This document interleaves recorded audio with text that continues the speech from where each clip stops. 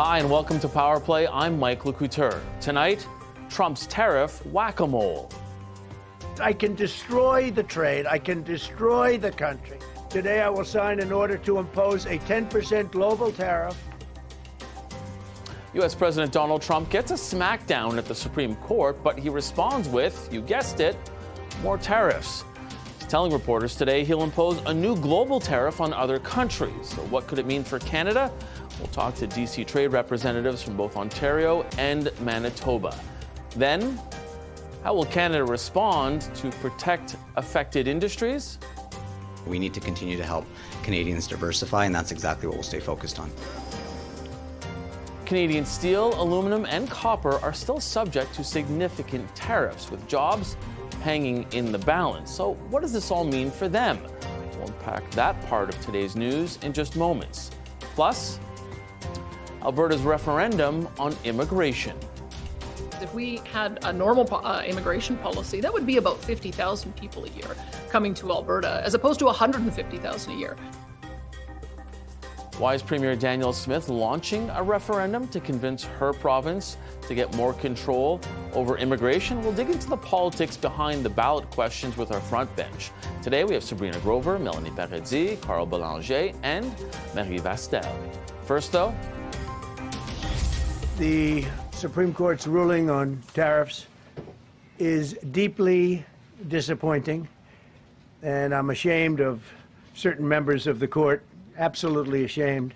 I understand the court. I understand how they are very easily swayed. I want to be a good boy. I am allowed to cut off any and all trade or business with that same country. In other words, I can destroy the trade. I can destroy the country. he said he wanted to be a good boy, but U.S. President Donald Trump was defiant today. His outburst came after the U.S. Supreme Court ruled he did not have the power to impose tariffs under the International Emergency Economic Powers Act, also known as IEEPA. Now, in this country, he had imposed them, saying it was because too much fentanyl and too many migrants were crossing over into the U.S. Today's decision is a massive blow to the president's international trade strategy. Most trade with Canada, though, was not affected by this specific set of tariffs. And that's because our trade is protected under Canada-U.S.-Mexico trade agreement. However, Trump is now looking to use another blunt tool. Effective immediately, all national security tariffs under Section 232 and existing Section 301 tariffs, they're existing, they're there, remain in place, fully in place, and in full force and effect.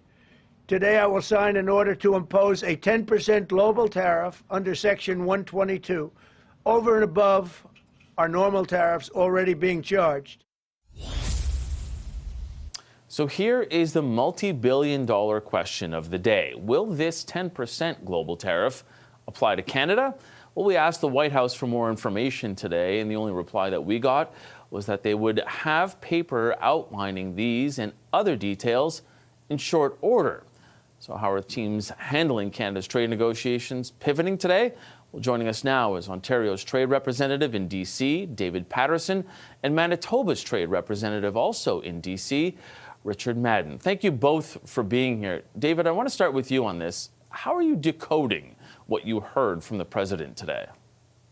Well, today's a good decision by the Supreme Court, and much as many of us here in Washington expected. And as you beautifully laid out, Mike, I mean, we were the first ones in Canada hit by these IEEPA tariffs along with Mexico and China. And so there's sort of two classes of those types of tariffs. There's the sort of a base tariff on other countries around the world, and those have been struck down, and as you say, they'll be replaced by another trade act in Section 122. And so we still have to be cautious and wait to see the executive order to find out exactly how it will be applied and to find out what exemptions we may or may not have under that expansion. But as you also point out, which is really important, we still have faced the brunt of these other sectoral tariffs on automotive, steel, aluminum, and other areas. And that's where we've really faced the brunt of all of our tariffs for the last year. So all of this adds up to me to meaning we've got to get to the negotiation table and solve all this together in the USMCA discussions, which are due by July 1st. Richard, how likely is that the U.S. will be open to that conversation, given what happened today to U.S. President Donald Trump? I mean, I know Canadians want to get back to the table, but do you think he does? Yeah, that's the multi-billion-dollar question, Mike. But we always knew that whatever the ruling was by the Supreme Court, SCOTUS, and by the way, that was a decisive ruling, 6-3 majority by the Conservative High Court, that the president always had other tools in his toolbox. He laid out a few today, Section 122 tariffs. He laid out a couple others, 232 tariffs, which is what's been applied on steel and aluminum and the auto sector in Ontario. There's 201, Section 301. So I've been speaking to a lot of folks this afternoon, both connected to Trump 1.0 and other people familiar with the Republican thinking on Capitol Hill. And they view that these tariffs today, the 122s, is basically a placeholder, because under this particular tariff that the president outlined today, that lasts 150 days. So while he does these 122 tariffs, this gives an opportunity for the administration to do an investigation under these other tariffs, whether it is the balance of payments or a national security threat by the White House to continue these tariffs. Now, as this applies to the USMCA or CUSMA review is an open question. There is a belief that perhaps the president will weaponize this upcoming review and threaten to walk away from USMCA or CUSMA, which would force Ottawa to come back to the bargaining table. Or does this change the dynamics for the upcoming USMCA review, which will be a bit more bespoke on various products? Bottom line, though, Mike, from Manitoba's perspective, this ruling today is viewed as a moral win, but it does it leaves more questions than answers. And of course, the priority for Manitoba is to ensure jobs are protected and the supply chains continue. David, how concerned are you that, as Richard was saying, that this will sort of carry over into the CUSMA review, but not only that U.S. President Donald Trump may look at this as a way to sort of show the rest of the world that, okay, if I can't use these tariffs and I have this review now on this major trade deal with Canada, then I'm going to make an example out of Canada. Do you think we have to worry about that? Well, these tariffs have been applied to well over 100 countries around the world. Indonesia just agreed to a tariff agreement at 18% yesterday. And now this has been struck down here. So there's going to be a lot of confusion amongst some of the other countries with other deals. There's going to be a lot of companies in the United States that are going to want refunds for the tariffs that they've paid under this. The Congress has recently stepped up and showed that they're putting resolutions forward saying that they should be the ones to be presiding over tariffs, not the president, and certainly not having them on Canada. So I think this is all movement in the United States in an election year. And we happen to have this USMCA discussion. And so if in this election year we're listening to companies, we've now listened to the Supreme Court, and we're also listening to the Congress, boy, it'll be an interesting State of the Union this coming week as well, as he sits in front of all those audiences. Well, we'll need to work through all of that together. So let's be confident. And yes, we've taken it on the chin, but we've held up beautifully. And we're going to need to solve some problems over the next 5 months. Richard, I wanted to pick up on that because it was about 10 or 11 days ago that the U.S. House of Representatives voted 219 to 211 against tariffs on Canada. That follows a vote from the Senate last October, 50 to 46, on the exact same thing. Are you sensing that there's growing political tide rising against this trade policy in the U.S.? Not only that it could help us, but that it could have that impact, as David was saying, possibly going into the midterms? I mean, look, as David mentioned, we're heading into an election year, so I cannot see a 10% tariff being applied to products like coffee or bananas that were tariffed before, when the key ballot box question appears to be affordability and the cost of living. You made a reference to the Senate vote. There is an option for the Senate to codify their tariff authority. reconciliation is a term that's being used that requires a bare minimum majority, 50%, 50 votes rather. But we already saw from that vote with Republicans voting with the Democrats against the tariffs, the president doesn't have the votes. You have Rand Paul, you have Tom Tillis, you have others that would likely vote against, Lisa Murkowski, for example. So I don't see that happening by Congress.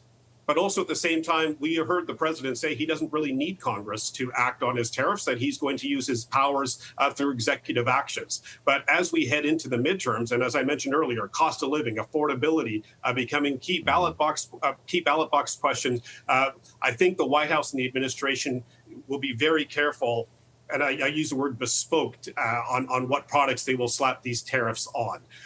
Just a few months ago, Manitoba was in New Orleans as part of this agriculture delegation, and we spoke to several deep red stakeholders, whether they're state lawmakers, whether they're ranchers, whether they're farmers, and they are also feeling the impact of tariffs, whether it's on soybeans, whether it's on cattle, whether it's on tariffs on farm equipment, and they are quite worried too, and they're feeling that in their pocketbooks, and they're conveying those messages to their to their federal lawmakers in the House and many in the Senate who are facing re-election. So these lawmakers have a delicate balance, whether they blindly support the president to impose these tariffs and use this executive action, or do they take a stand?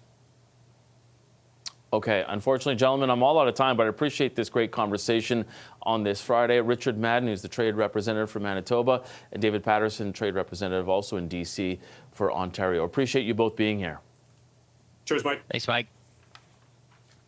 CTV News also requested to speak with Canada's federal negotiating team, either Canada-U.S. Trade Minister Dominic LeBlanc, Ambassador to the U.S. Mark Wiseman, and Canada's new Chief Negotiator Janice Charette. None were made available to speak with us today.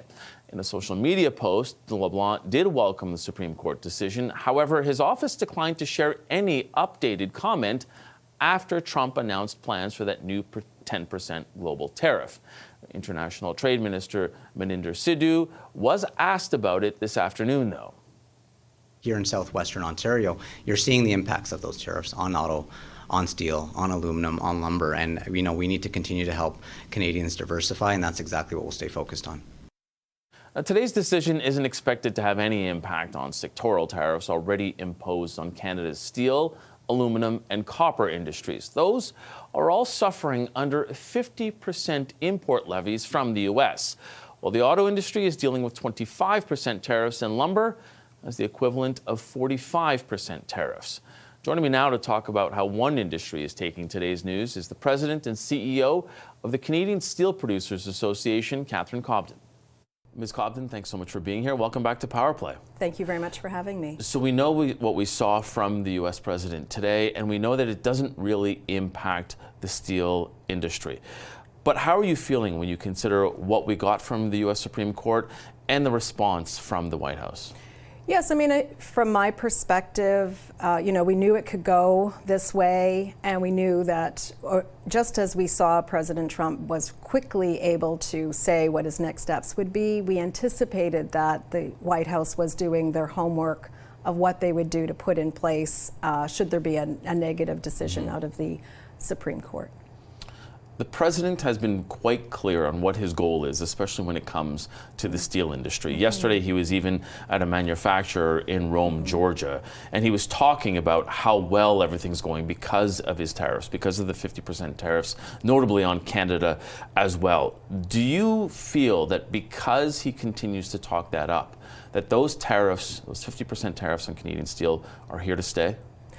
Well, listen, I can tell you that what we're doing, we are pivoting away as fast as we can to the kind of north-south trade, moving to more trade within our domestic our domestic sort of the country, Canada, east-west trade as we call it, and we're doing that because we have no clear line of sight on when the 232 tariffs will be addressed, if ever. Now, we do expect the Canadian government to seek these tariffs being addressed as we do as the CUSMA review takes place, which is ongoing, is starting, and it's going to likely be ongoing for some time. But that is what we see as being absolutely essential, that the 232 tariffs aren't forgotten. Our sector, as well as many other strategic sectors in Canada, are facing extremely damaging tariffs from the United States. I can't even imagine contemplating a review that just sort of overlooks that tariff regime. The review must address these tariffs. But when you consider how he talks about those tariffs and how he says they are good for American steel, do you have any hope that they're actually going to be removed? Well, you know, the proof will be in the pudding, and I think the strategy we have taken as an industry from the get-go has been to meet the United States on approaches that essentially, you know, we understand the diagnostic of what he's worried about. Right. He's worried about overcapacity of steel that's going on globally. But he also wants to bring manufacturing back to the U.S. Yes, he does. And essentially out of Canada. Well, yes. So essentially, though, on steel trade, he wants Chinese steel out of the market. Well, we've addressed that. He wants for offshore imports out of the market. Canada's addressed that. Our measures that were announced at the end of November are actually working quite well. I see us being in our government being in a very strong position to say to the president, we have done an equivalent outcome of regime to yours. And so therefore, we are stronger together combating this global overcapacity. But does he want Canadian steel? It doesn't sound like it. Yeah, he does. He may not want it, but they're 26 million tons of steel short. And if they're going right now, the big winners of the tariff policy out of the United States has been offshore steel. So the question becomes, do we want to solidify a strong North American steel trade against the non-market economy and state-owned enterprises that are out there in steel that are dumping into both of our markets? Right. Fundamentally, we share the same concern. So I feel like our strategy has been, if we fundamentally address the concern as well, then that gives us a bridge for conversations. As you know, this has been a long road, though. It's been 9 or 10 months of these tariffs, and there's been on again, off again talks.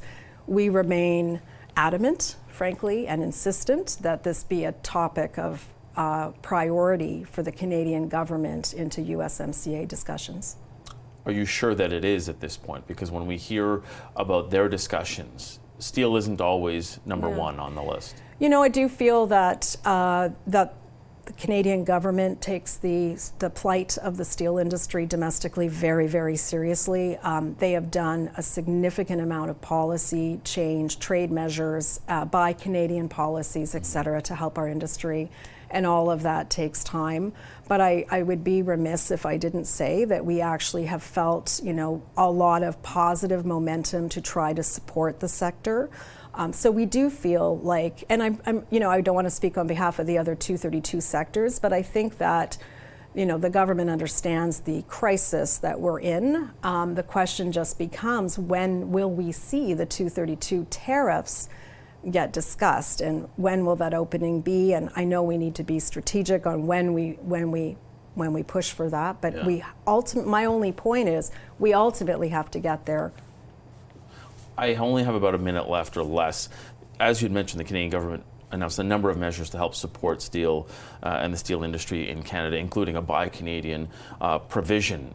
Is it working quick enough, in your opinion? So the thing that's working faster are the trade measures at the border. So that's seeing a drop of imports coming into the country, which frees up space for us to supply more. But they don't offset the dramatic losses that we have had in shipments to the United States. We're talking a very high volume of trade between Canada and the United States that has significantly declined. So do you need more and faster from the Canadian government? Well, frankly, we need to build those new customers as quickly as possible, and so that's why our job now is to enforce those measures, for us to build those new customers, and frankly to continue to see whether there's more that we can do in those measures themselves.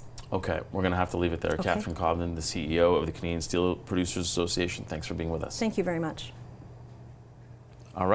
We've got a lot more on the impact of that Supreme Court decision. Plus, we'll have our front bench, and they're going to take a look at the politics of Alberta's decision to hold multiple referenda this fall, one notably on the question of taking control of immigration. Today, we've got Sabrina Grover, Melanie Paradis, Carl Belanger, and Marie Vastel.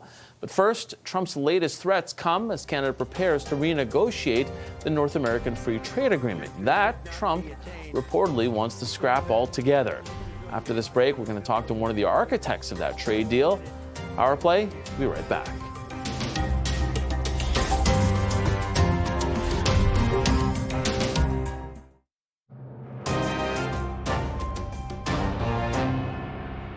Canada said to Jameson, I might want to say it, Jameson, but Canada said, I hope you win this decision, because if you don't win, you'll actually be allowed to charge us with a little additional work, higher tariffs. And just before the break, we broke down U.S. President Donald Trump's latest tariff trade war chess moves. The U.S. Supreme Court struck down tariffs the president levied against the world using emergency powers. Now, hours later, the president clapped right back, announcing he'll go another route and impose a new global 10% tariff. It's unclear exactly how he'll do that, so we really don't know if it'll apply to Canada. Joining us now to unpack the president's strategy is someone who's all too familiar with the Trump White House and their negotiating tactics. David McNaughton was Canada's U.S. ambassador during the first Trump administration, and he helped negotiate the Canada-U.S.-Mexico trade agreement known as CUSMA. Former Ambassador McNaughton, welcome back to Power Play. Thanks so much for joining us.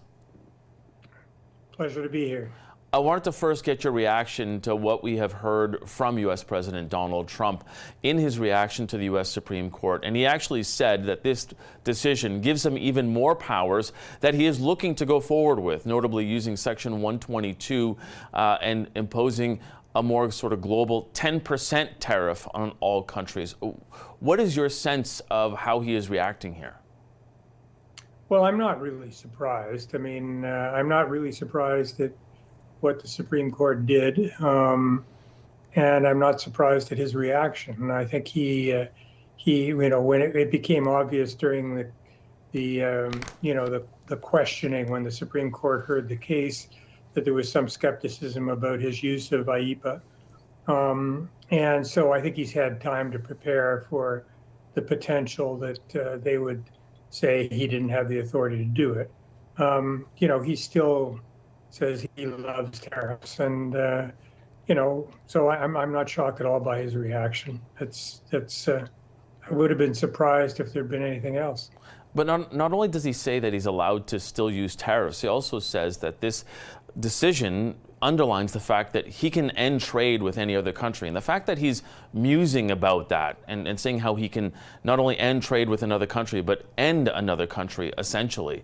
What does that tell you about where he's at?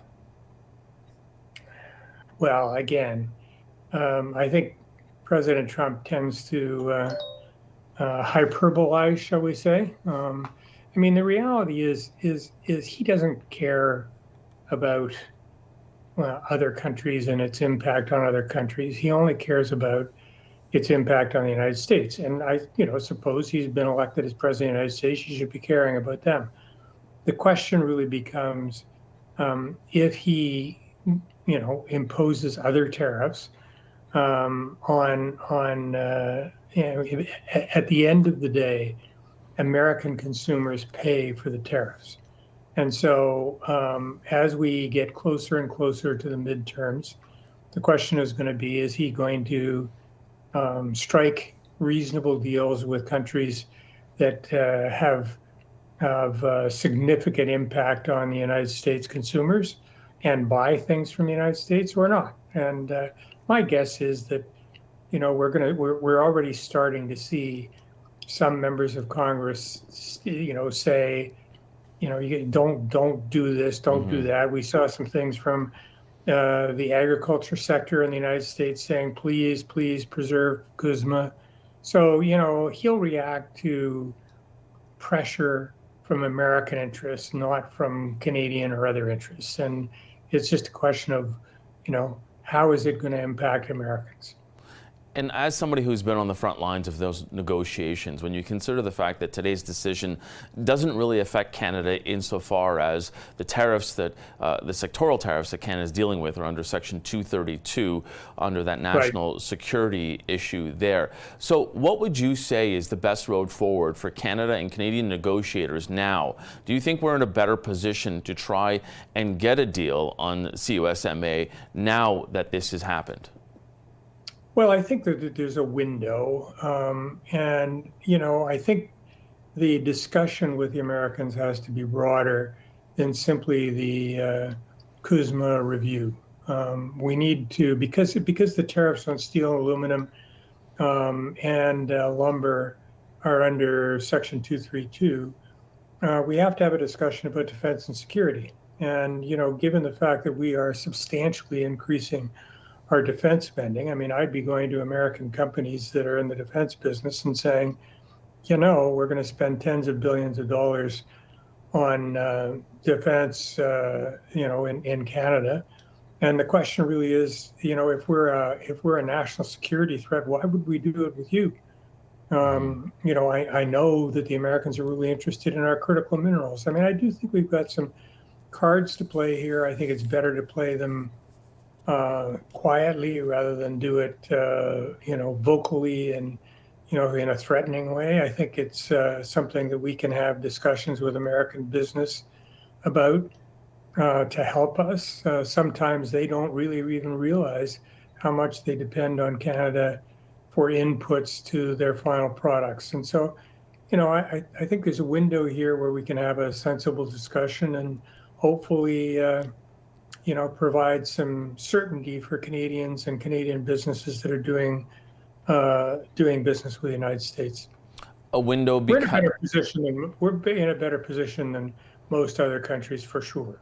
Yeah, and certainly the Prime Minister has underscored that in talking about between 85 and 90% of our products that we trade with the U.S. are covered under CUSMA. But do you say that there's a window here because the President maybe needs a win, or because he's now sort of on his back heel, that maybe there is a sense here that Canada could go in there and say, look, we can put this to bed now? Yeah, I think, he will always want to portray whatever deal is done as being a win for him. And even, he even goes further than that. He said he doesn't want to just say, I won. He says, I won and you lost. So we have to be clever about how we actually do things that are in our best interest, and allow him to say he won. I mean, I started discussions around critical minerals when I was in Washington, and I had a conversation with their national security advisor, and I said, why don't you sort of do what you did with aluminum and do a take or pay contract, and we'll get you the critical minerals. And he said, well, David, I'd love to, but we need them before 2050 when you get them out of the ground. And I think one of the things that's happened, and you've seen this with not just Prime Minister Carney, but with the premiers and others, is we've actually been shocked into doing some sensible things that we should have been doing for a long, long time.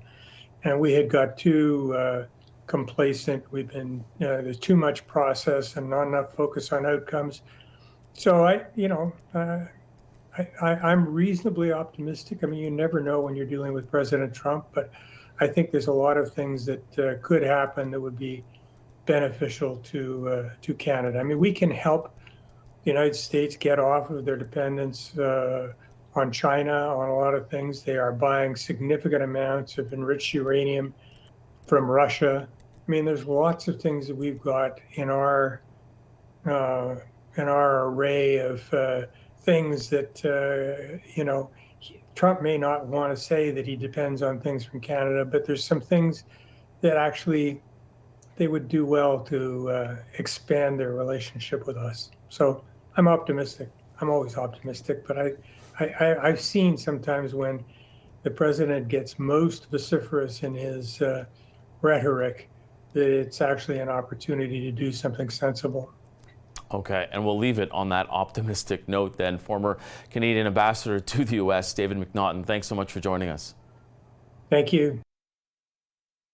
Still to come on Power Play, there's been a lot of talk of potential Alberta separation in a referendum. It's not on the docket, well, at least not yet. What is coming next fall is a referendum pushed by the Premier to give Alberta more power over immigration. In moments, our front bench will break down the politics behind Danielle Smith's ballot box questions. We've got Sabrina Grover, Melanie Paradis, Carl Belanger, and Marie Vastel. Stay with us. We'll be right back.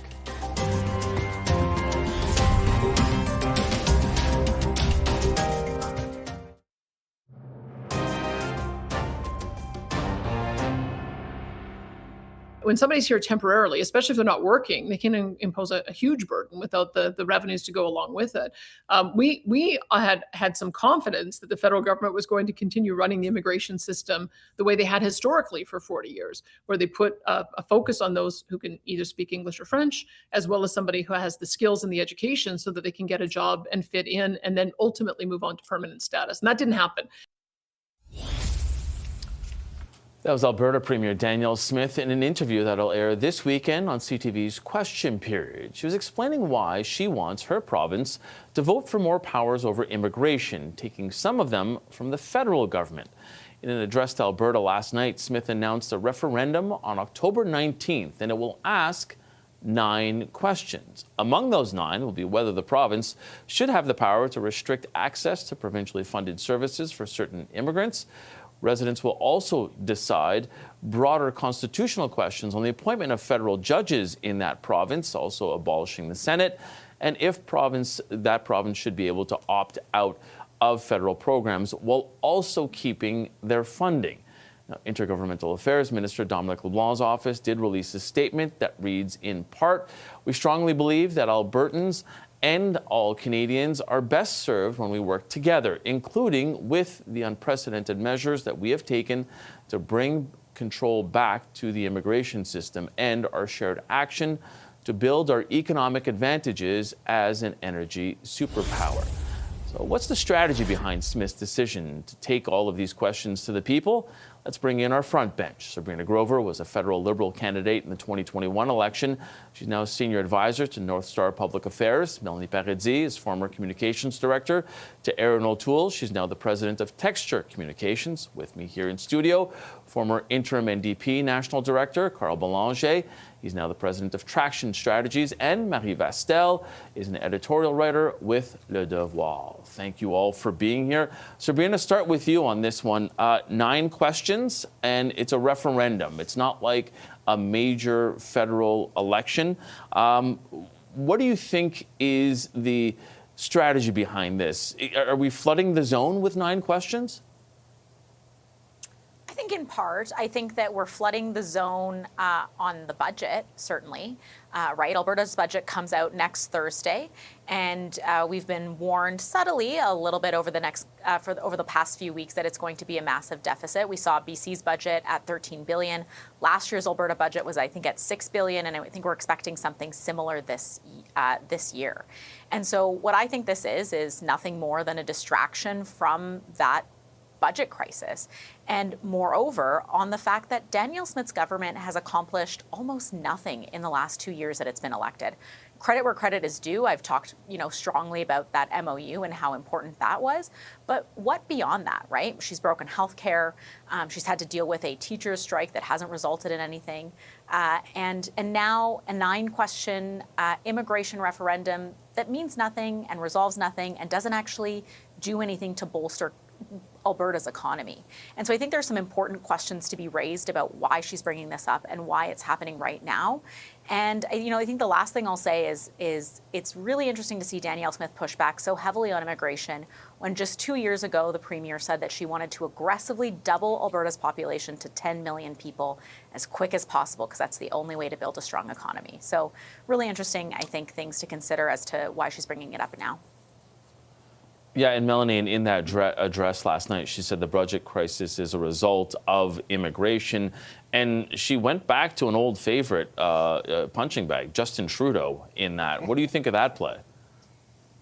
Well, look, for 10 years almost, Justin Trudeau left the door wide open on immigration. We had record numbers, and even even in the statement from the federal government responding to this today, they acknowledge that it was out of control because they're talking about trying to bring control back to the immigration system. These issues in this referendum, I think, are actually a smart way of trying to unpack some of the sentiments and the root causes behind the separatism sentiments that we are seeing in Alberta. If you sit down and talk to people who feel strongly about separation, and you get to what are the actual motivations, what are the core issues behind that, it's immigration levels that are controlled by Ottawa. It's equalization levels that are controlled by Ottawa. It's social programming that's controlled by Ottawa. So if you give them the opportunity, if you give Alberta basically the same opportunity that Quebec has to set their own agenda and to make their own rules, it's really, at the end of the day, what I think Alberta is asking for is to be treated more like Quebec is. Then all of a sudden, I think you take the temperature down a lot on the separatism talk, and you can get to some productive conversations.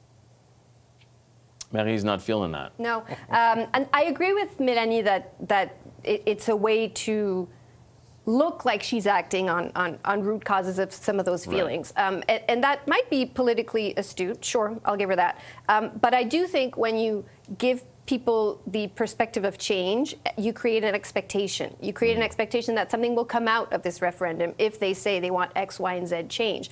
And it's not going to happen. It's not going to happen, just like Jason Kenney's equalization referendum led to nothing, because these are not things that, well, immigration is one thing. The constitutional changes are not things that she can change by herself with Ottawa. She's essentially trying to build a Meech Lake Accord unilaterally for Alberta. I won't go into a full-length debate about this, but Quebec does not have what she's asking for. Right. There are nuances to, they have a say, but they do not have last word on any of this. And to go back to this creating the expectation, well, then if people feel like they ask for something and they don't get it, there's resentment. You're just boiling a feeling of frustration and anxiety. You're not taming it. And I think in that sense, that's irresponsible. On the immigration stuff, I'm pretty sure it's unconstitutional because hyper-conservatives tried to do the same thing for refugee claimants to claw back access to health care. Right. And the federal court said it was unconstitutional. Abolishing the Senate, you cannot do without unanimous consent of the federal government and all provinces. It's just a lot of things that, yeah, people may want to be consulted about and have their say, but it's not going to happen. And in that sense, I don't see how this leads to any appeasement or any resolution, really. So, Carl, to Marie's point, is this essentially tapping into that negative sentiment of separation and, in essence, trying to stir it up? Or is it, as a couple others have suggested, maybe kind of trying to diffuse it by putting these questions out there and saying, okay, you're being consulted, but separation's not on the ballot? Not on the ballot yet, because the process is ongoing, and she started that process. Yeah. Let's remember. So I think she's trying to drown that issue amongst a slew of other issues. But let's be very clear. Danielle Smith's brand of politics thrives on frustration, anger, and pushing odd buttons, and that's what she's doing. And so you can have those 9 questions. Nothing will get done. You can't get it done. Mary outlined it very well. And then you're going to be upset. And then you're going to, fan the flames of anger in Alberta and maybe even help the separatist movement, like you did, to try to get your way with the federal government. That's what she did. And it's funny because, as you outlined at first, part of that is because, and Sabrina was very clear, that you want to distract from the fact you're bringing it forward a deficit, a big deficit in the next budget. So you're going to talk about something else.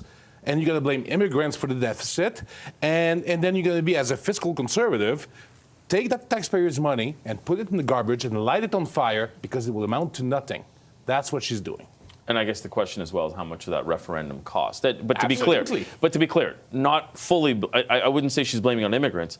She very clearly blamed it on Justin. It was on Justin Trudeau. But that's what people hear, though, right? Yeah. It's immigration. We don't have enough hospital space. It's immigration because we don't have enough school space. It's been tried elsewhere. I mean, certainly in Quebec, it's been used by the CAQ government, and it's a recipe that is dangerous, in my opinion, because it pits people against each other. It's also people's lives. It's their future if you don't have access to education. It's their literal lives if they don't have access to health care. Yeah. Okay, we're gonna have to leave it there because I think somewhere in this globe, not Katy Perry, geez, Justin Trudeau's ears are ringing.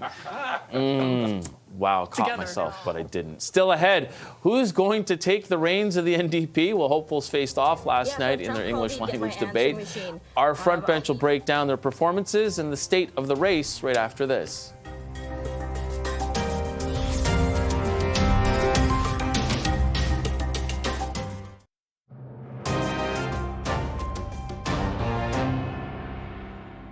The tariffs are an incredible opportunity for us to reconsider what our economy is for. So if Trump called, he'd get my answering machine.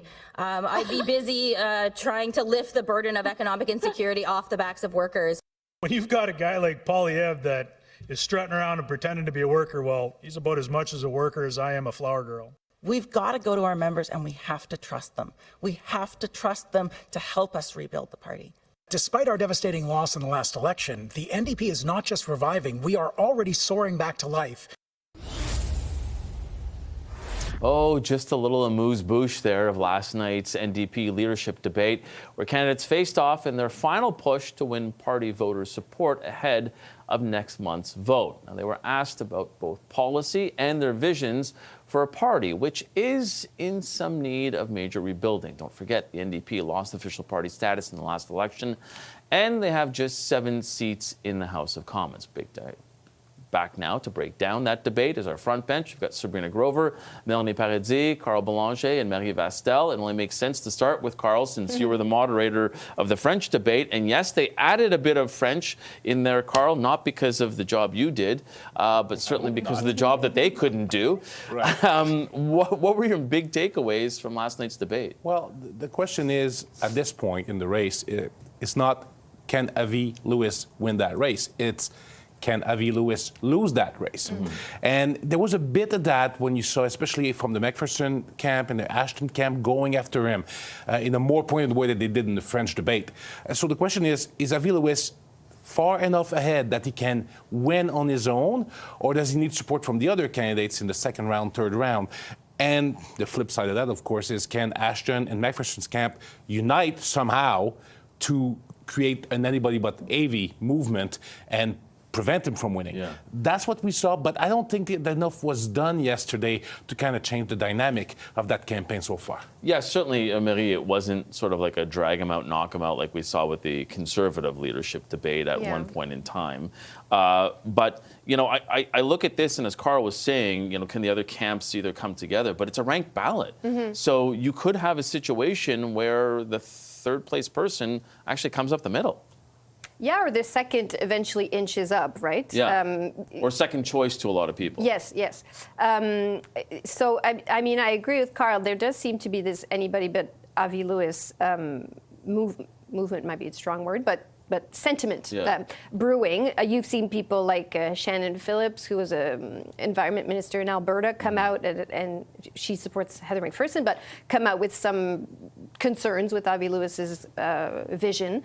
You've seen other people kind of have similar positions. There's this interesting ideological divide, right, between Avi Lewis, who's very bold idealism ideas, and then people who are more of a status quo pragmatism approach.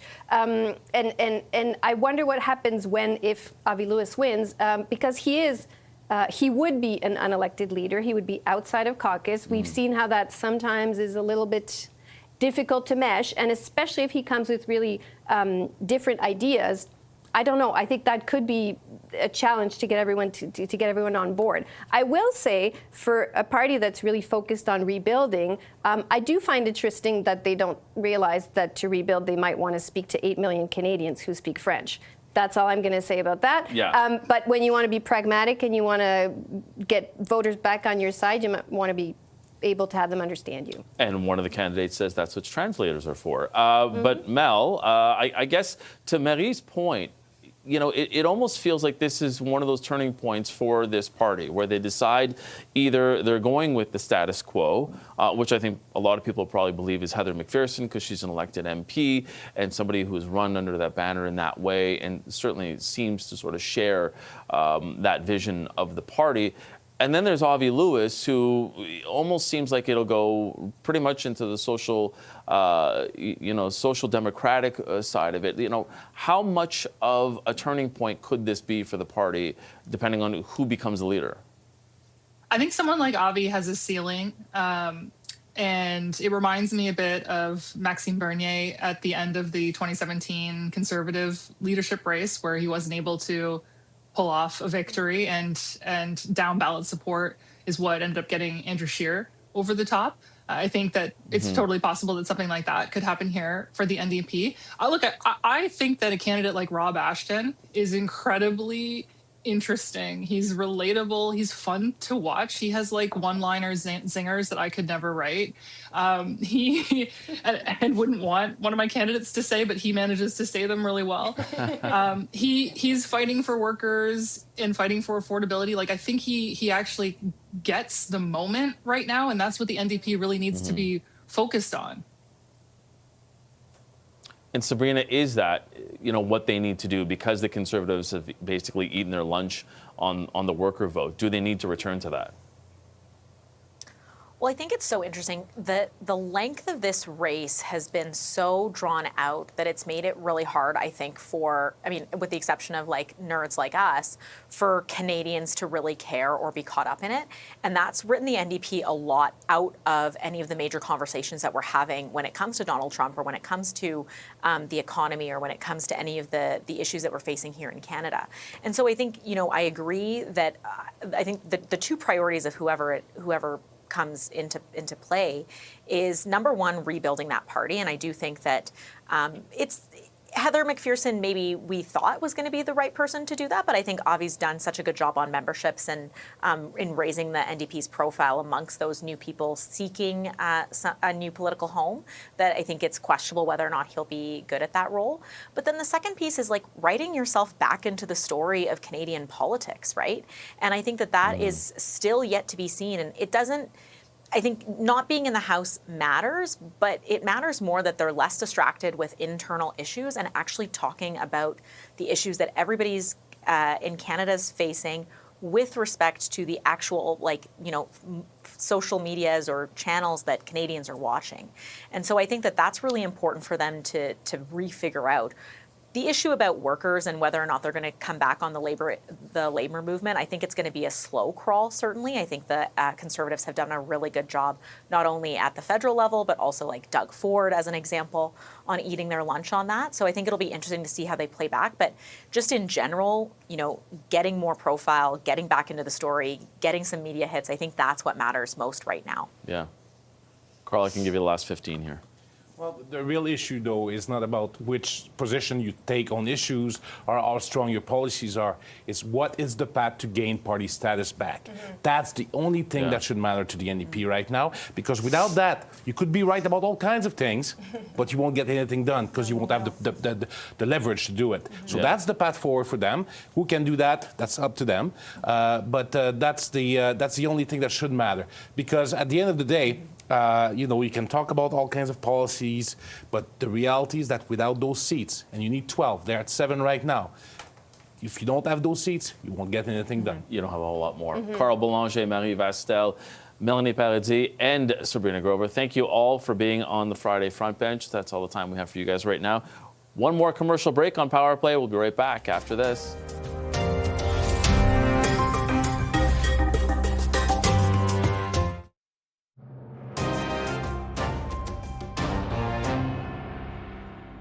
Just before we go tonight, it's my turn now to say thank you to our senior producer here on Power Play. Rachel Swatek-Sang has been guiding this ship for years, and she's now setting sail on another wonderful adventure, motherhood.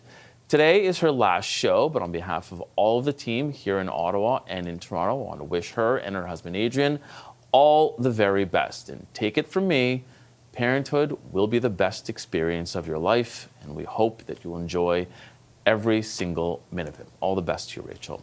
That does it for us this week on Power Play. Thank you so much for sharing your time with us. I'm Mike Lecouture.